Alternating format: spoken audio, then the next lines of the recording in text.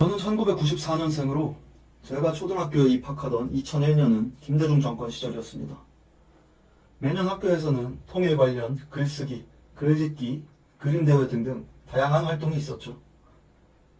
덕분에 항상 통일은 반드시 이루어져야만 하는 국가적인 염원으로 배웠고, 그 시절 분위기를 기억해보면 정말 금방이라도 통일이 이루어질 것처럼 생각했습니다. 덕분에 통일되면 군대도 안 가겠지라는 모든 남자들이 한 번쯤 해보는 상상도 하곤 했었죠.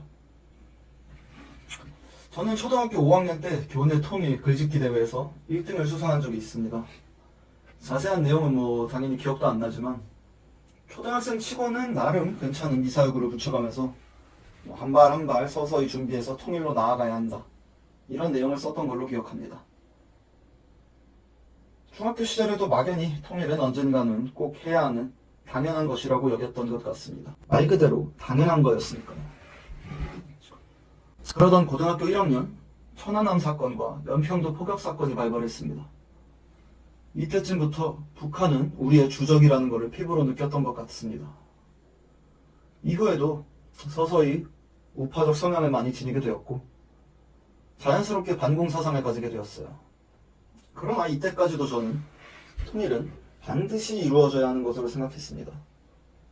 우리가 주적으로 삼아야 하는 대상은 북한의 김씨 정권과 공산당이지 북한의 불쌍한 주민들은 아니고, 또 우리는 같은 민족이니까요. 우리의 소원은 통일, 꿈에도 소원은 통일이었습니다. 그러나 저는 이제 통일에 찬성하지 않습니다. 우리가 추구해야 할 방향성은 통일이 아닌 김씨 정권과 북한 공산당의 붕괴이고, 그로 인한 북한의 자유민주주의화, 자본주의화입니다. 저는 한민족이라는 단어도 좋아하지 않습니다. 애초에 민족이라는 개념부터 과거 제국주의 시절의 식민 통치 이후 서구 열강들로부터 독립하던 당시에 등장한 개념입니다. 반만년 역사의 순수혈통 한민족? 한반도는 반만 년 동안 중국과 일본에게 끊임없이 침략당해 왔는데 무슨 순수혈통 한민족이라는 말입니까? 허구의 가치를 쫓아 자존심을 세우는 마치 조선의 뒤틀린 유교 성리학 같은 개념은 이제 그만 버렸으면 합니다.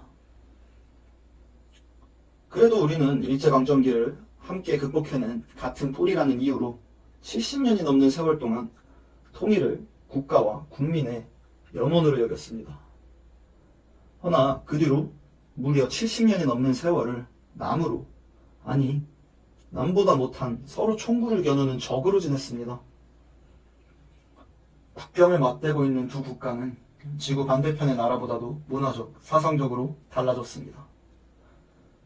이산가족 상봉 같은 문제 역시 냉정하게 접근해봅시다.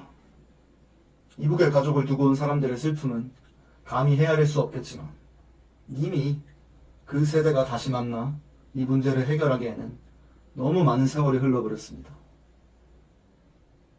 한민족이니 같은 핏줄과 뿌리니 하는 것들은 이제 그만합시다. 진짜 피를 나눈 형제 친척들과도 고작 500만 원으로 싸우고 연을 끊는 일이 비일비재한 게 현실입니다. 이런 판국에 대체 무슨 한민족이란 말입니까? 우리나라처럼 분단국가였던 독일의 통일을 봅시다. 서독은 미국의 원조를 받아서 유럽에서 당시 제일 잘 사는 나라 중에 하나였고, 동독 역시도 공산국가 중에 가장 잘 사는 나라였습니다만, 그럼에도 불구하고 둘 사이의 경제적 간극은 너무나도 크게 벌어져 있어 통일 이후 서독 출신 국민들이 짊어져야 하는 경제적 부담은 너무나도 컸고, 35년이 지난 지금까지도 그 차이를 극복하기 위해 엄청나게 많은 에너지를 쏟아붓고 있습니다. 남북한의 차이는 그와는 비교할 수 없을 만큼 어마어마하게 큽니다. 또한 경제적 차이뿐 아니라 문화, 사상, 이념 등의 모든 부분들이 너무나도 정반대입니다. 2025년에 대한민국 국민들도 세대, 성별에 따라 철저하게 갈라져 있는데 북한 국민들까지 흡수된다고 생각하면 어지럽지 않습니까? 우리가 생각하는 통일이 이상적으로 벌어진다고 할지도 의문이지만, 설령 벌어진다고 하더라도 결국은 남북한이 함께 무너질 겁니다. 때문에 통일이 아닌 북한의 자본주의화, 북한 공산당의 붕괴와 함께 자유민주화가 이루어지는 것이 실리적으로도 가장 바람직합니다. 한반도에 6.25 전쟁이 벌어졌을 당시 일본의 총리였던 요시다 시게루는 이제 일본은 살았다라고 외친 일화가 있죠. 이른바 전쟁 특수라고 불리는 전쟁이 벌어지면 주변 국가들이 반사적 이익을 얻게 되는 것을 예측한 것이죠. 북한의 붕괴는 전쟁 특수와는 약간 다르지만 만약 북한의 김씨 정권이 무너져 공산 세력이 무너진다면 미국이 북한에 엄청난 자본을 투자할 가능성이 높습니다. 북한은 지리적으로 바로 중국과 러시아에 인접해 있기 때문이죠. 유럽의 공산화를 막기 위해 서독에 마샬 플랜이라 불리는 엄청난 원조를 해준 것과 같은 이치입니다. 일본과 유럽 역시 마찬가지입니다. 또 투자의 기반을 위해 대한민국 역시 반사적으로 경제적 이익을 얻을 수 있게 됩니다. 또한 우리나라가 수십 년간 선진국이 되었음에도 지속적으로 겪고 있는 코리아 디스카운트 역시 자연스럽게 사라지게 되죠. 또 만약 우리가 북한을 흡수 통일하게 된다면 중국, 러시아가 북한의 영토를 우리에게 곱게 양보할까요? 절대 그럴 리 없습니다. 무엇보다 중국, 러시아와 직접 국경을 맞대는 커다란 부담에서 자유롭게 됩니다. 중국과 러시아는 북한과는 비교할 수 없을 정도로 커다란 군사 강국입니다. 이런 나라들과 국경을 맞대고 긴장을 유지하는 것은 절대 간단하게 볼 사안이 아닙니다. 필연적으로 국방에 필요한 부담이 어마어마하게 될 수밖에 없습니다.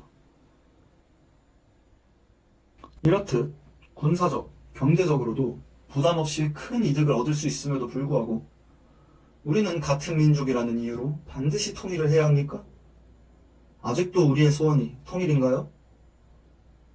10년만 지나도 강산이 변한다고 하는데 이제 우리는 70년이 넘는 세월이 흘렀습니다. 이념과 사상만으로 통일을 추구하기에는 너무나도 오랜 시간이 지났고 돌이킬 수 없을 만큼 달라졌습니다.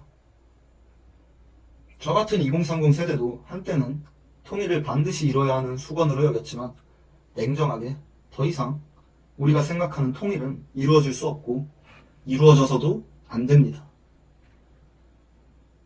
북한의 자유민주화와 자본주의화를 통한 남북한의 자유로운 교류만으로도 통일을 외치는 사람들이 추구하는 바를 모두 이룰 수 있습니다. 얼마 남지 않았지만 남은 이산가족들도 얼마든지 만날 수 있고 북한 영토의 자원도 개발할 수 있죠. 물론 북한에 남은 자원이 사실 얼마 되지 않는다는 것은 이미 잘 알려진 사실입니다. 대한민국은 이제는 바뀌어야 합니다.